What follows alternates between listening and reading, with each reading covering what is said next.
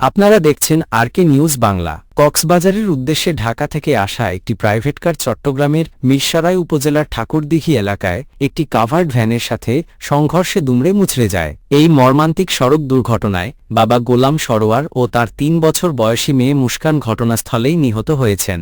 এছাড়াও গোলাম সরোয়ারের স্ত্রী উম্মে সালমা, ছেলে আহমেদ ইমতিয়াজ, তাঁদের আত্মীয় সাগর এবং গাড়িচালক গিয়াসউদ্দিন গুরুতর আহত হয়েছেন। প্রাথমিক চিকিৎসার পর আহতদের চট্টগ্রাম মেডিকেল কলেজ হাসপাতালে ভর্তি করা হয়েছে, যেখানে সাগর ও গিয়াসউদ্দিনের অবস্থা আশঙ্কাজনক। নিহত ও আহতরা সবাই রাজধানীর উত্তরা ১০ নম্বর সেক্টর এলাকার বাসিন্দা। দুর্ঘটনা কবলিত গাড়ি দুটি উদ্ধার করে পুলিশ হেফাজতে নেওয়া হয়েছে।